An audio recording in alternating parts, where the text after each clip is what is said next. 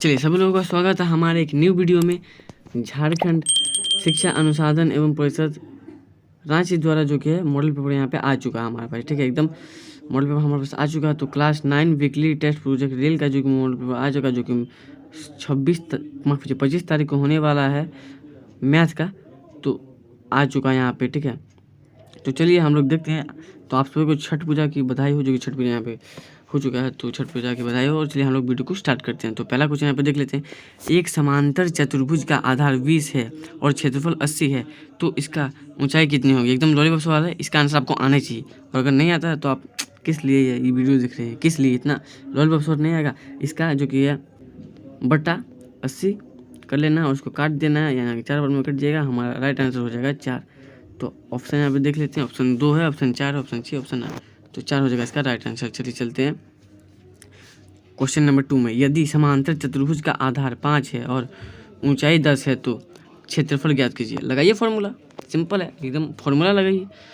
Formula हमारा क्या लगेगा? आधार इंटू ऊंचाई, तो 5 इंटू 10 इज इक्वल टू हमारा हो जाएगा 50। तो 50 कहाँ पे मारने बोल रहा है? डी में मार दीजिए 50। चलिए और क्वेश्चन नंबर 3 चलते हैं। एक समांतर चतुर्भुज ABCD है, तो AB बराबर 90 डिग्री है, तो CD बराबर कितना होगा? सिंपल सवाल है। ठीक है, CD बराबर कितना होगा? तो यहाँ पे ऑप्शन ए में है 45 डिग्री, बी में है 65, सी में है 90 और डी में 180। तो 90 + 90 होता है हमारा 180 डिग्री। तो ये हो जाएगा 90 डिग्री का कोण। चलिए समांतर चतुर्भुज, जो कि क्वेश्चन नंबर 4 का है, समांतर चतुर्भुज के अंतः कोणों का योग कितना होता है? तो 180, बी नंबर में 360, सी नंबर में 90 और डी में 45। तो जो कि एक समांतर चतुर्भुज होता है, ठीक है, कुछ इस प्रकार के। तो इसका जो कि ये कोण और ये कोण बराबर होता है, और ये कोण और ये कोण बराबर है। प्रत्येक कोण जो कि 90 डिग्री का होता है। तो 90 और 90 180 और 90 और 90 180, तो कुल मिलाकर हो गया 360। तो क्वेश्चन नंबर बी, जो कि क्वेश्चन नंबर 4 का बी हो जाएगा राइट आंसर। चलिए चलते हैं 5 नंबर में। एक समांतर चतुर्भुज का आधार 16 सेंटीमीटर और ऊंचाई 8 सेंटीमीटर है, इसका क्षेत्रफल ज्ञात कीजिए। तो सिंपल, अभी जैसे हमने बनाया क्वेश्चन नंबर 2, एकदम सिंपल। आधार इंटू ऊंचाई जो कि फॉर्मूला है, तो यहाँ हम 16 को गुना कर देंगे 8 से, तो आगे निकलेगा हमारा 128। तो 128 यहाँ पे हमारा हो जाएगा राइट आंसर, 128। चलिए क्वेश्चन नंबर 6 में चलते हैं। क्या कह रहा है यहाँ पे देख लेते हैं। एक समकोण त्रिभुज की ऊंचाई 12 सेंटीमीटर है और आधार 4 सेंटीमीटर है, तो इसका क्षेत्रफल ज्ञात कीजिए। चलिए ऑप्शन देख लेते हैं। और ए में है 12, बी में 24, सी में 48 और डी में इनमें से कोई नहीं। तो डी तो नहीं होगा, ये हम सबको पता है, ये कभी नहीं होगा। कभी कभी होता है पर ये अभी यही नहीं होगा। ठीक है, मैथ में नहीं होता है ज़्यादातर में। तो चलिए यहाँ पे हम लोग फॉर्मूला लगाते हैं। तो इसका फॉर्मूला होता है 1/2 इंटू आधार इंटू ऊंचाई। तो आधार यहाँ पे क्या है? आधार हमारा दिया हुआ है, आधार हमारा दिया हुआ है 4। तो 4 इंटू कितना है? 12 और 1/2। तो 2 से ये 2 बार में कट गया, बचा 2, 2 को 2 दूने 4 और 2 दूने 20, यानी कि 24। तो 24 हो जाएगा इसका राइट आंसर। 24 हो जाएगा इसका राइट आंसर। इसको तो छोटा कर लेते हैं, इसको साइज को। अब ठीक है, चलिए 24 हो जाएगा राइट आंसर। Question number 7। एक त्रिभुज का आधार 12 सेंटीमीटर है और ऊंचाई 8 सेंटीमीटर है, इसका क्षेत्रफल ज्ञात कीजिए।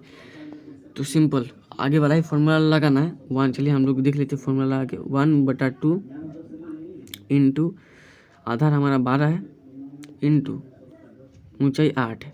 तो इसको काट देंगे 6 बार में और 6 इंटू 8 कर देंगे, तो हमारा आ जाएगा 48। तो क्वेश्चन नंबर 7 का आंसर सी नंबर 48 होगा राइट आंसर। चलिए 8 नंबर का, त्रिभुज का क्षेत्रफल निकालने का सूत्र कौन सा है? तो अभी मैंने जस्ट बताया। ठीक है, ए आधार इंटू ऊंचाई, बी ऊंचाई इंटू आधार, सी 1/2 आधार इंटू ऊंचाई, डी इनमें से कोई नहीं। तो आपको मैंने अभी बताया कि 1/2। ठीक है, तो त्रिभुज कभी भी रहेगा तो इसका क्षेत्रफल हो जाएगा 1/2। ठीक है, आधार इंटू ऊंचाई जो है ये आपका होगा, लेकिन ये आपका समांतर चतुर्भुज में हो जाएगा। ये हो जाएगा आपका समांतर चतुर्भुज में, और ये हो जाएगा आपका त्रिभुज, ठीक है, किसी भी त्रिभुज का निकालना बोलेगा तो ये हो जाएगा। चलिए 9 नंबर का क्वेश्चन चलते हैं। त्रिभुज ABC में BC का मध्य बिंदु D है। यदि area ABC is equal to 63 centimetre square, area ADC बराबर है, तो इसका आंसर है, ठीक है। चलिए ऑप्शन देख लेते हैं। क्वेश्चन नंबर जो कि ए बता रहा है 63 centimetre square, B 126 centimetre square और सी बता रहा है 31.5 सेंटीमीटर स्क्वायर और डी 180 सेंटीमीटर स्क्वायर। तो इसका जो कि आंसर हो जाएगा आपका 63 सेंटीमीटर स्क्वायर, ठीक है। इसका आंसर हो जाएगा 63 सेंटीमीटर स्क्वायर।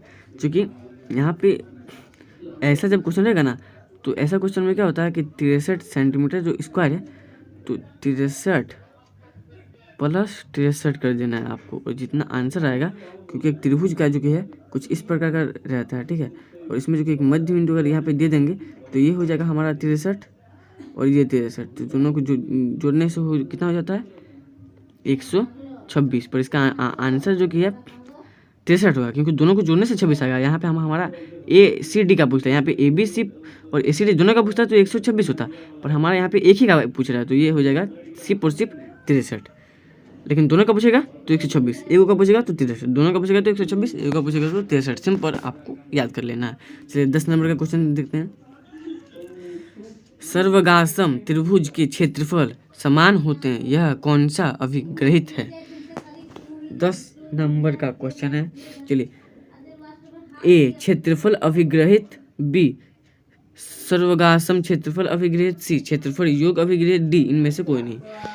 तो पहले इसको छाटिए, पहले डी को हटाइए, और अब हम लोग देखेंगे 3 को। तो 3 को में से जो कि है सर्वगासम त्रिभुज का क्षेत्रफल समान होता है, ठीक है। तो समान होता है ये तो हमें पूछ रहा है, ठीक है। तो ये देखिए क्वेश्चन में आंसर छुपा हुआ है, ठीक है। आप हालांकि इसका आंसर तो यहाँ पे बी नंबर होगा, ठीक है, मैं बी नंबर बता दूँ, लेकिन क्वेश्चन में आंसर कैसे छुपा हुआ है देखिए। इसमें आपका पूछ रहा है सर्वगासम त्रिभुज के क्षेत्रफल समान होते हैं, यह कौन सा अभिग्रहित है, ठीक है। तो अगर ये पूछेगा तो आपको 3 को मेन पॉइंट याद रखना है, ठीक है। पहला नंबर में सर्वगासम, दूसरा नंबर में क्षेत्रफल और तीसरा नंबर में अभिग्रहित, क्योंकि क्वेश्चन में है सर्वगासम क्षेत्रफल अभिग्रहित, तो तीनों तो आपका क्वेश्चन में ही है, तो आंसर आपको क्वेश्चन से मिल जाएगा।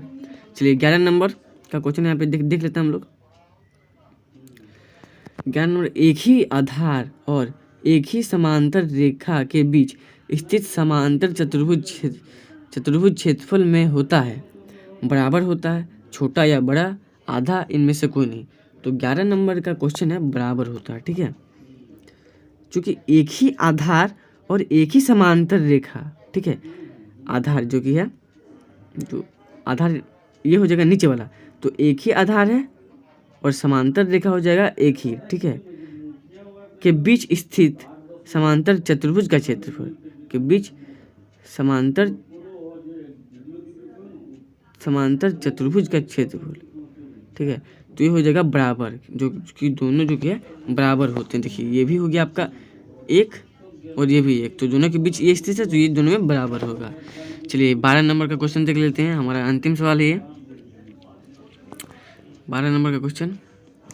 सारे के सारे इंपॉर्टेंट क्वेश्चन है, जो कि क्योंकि जैक बोर्ड का एकदम ऑफिशियल से मैंने ये मॉडल पेपर लिया है। आपको भी अगर चाहिए तो नीचे डिस्क्रिप्शन में लिंक दिया हुआ है, टेलीग्राम का ज्वाइन हुई, उसमें सबको मिल जाएगा, इंस्टाग्राम का भी उसमें से भी ज्वाइन होकर ले सकते हैं, और व्हाट्सअप ग्रुप में तो है ही, तो व्हाट्सअप ग्रुप भी ज्वाइन हो सकते हैं। चलिए 11 नंबर का क्वेश्चन देख लेते हैं। एक समांतर, माफ कीजिए 12 नंबर का, एक समचतुर्भुज का विकर्ण 5 सेंटीमीटर और 14 सेंटीमीटर है, तो इसकी क्षेत्रफल क्या होगा? तो बेसिकली आपको क्या करना है, इसका क्षेत्रफल ज्ञात करना है, ठीक है। तो इसका क्षेत्रफल क्या होगा पता है, इसका क्षेत्रफल स्क्वायर में आएगा, तो समचतुर्भुज है, तो इसका जो कि आंसर हो जाएगा आपका 35 सेंटीमीटर स्क्वायर, ठीक है। 35 सेंटीमीटर स्क्वायर हो जाएगा इसका आंसर।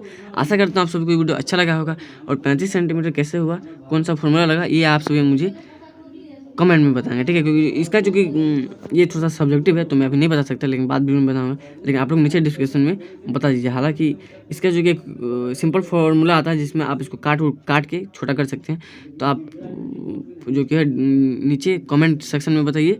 तो आशा करता हूँ सभी को वीडियो अच्छा लगा होगा। मिलते हैं नेक्स्ट वीडियो में, जो कि उसमें मैं आप सभी के लिए ओरिजिनल पेपर लेके आऊँगा। हालाँकि ये भी ओरिजिनल पेपर है। इसमें से कम जो 12 क्वेश्चन मैंने करवाए, 12 में से 6 क्वेश्चन पक्का है कि आपका एग्जाम में आएगा, ठीक है। मैं पक्का गारंटी लेता हूँ कि ये आएगा ही आएगा, जो कि वीकली टेस्ट होगा 25 तारीख को, उसमें पक्का आएगा। तो और ओरिजिनल पेपर भी मैं आपको करवा दूँगा। तो उसमें क्या है, आप सभी को सब्जेक्टिव भी मिल जाएंगे। तो सब्जेक्टिव चाहिए तो मुझे डिस्क्रिप्शन में मैं लिंक देता हूँ, टेलीग्राम से या व्हाट्सएप ग्रुप से मुझे फॉलो कर लीजिए या फिर ज्वाइन हो जाइए। वहाँ से आप हमेशा जो कि है PDF वगैरह आपको मिलते रहेंगे। मिलते हैं नेक्स्ट वीडियो में, तब तक के लिए जय हिंद।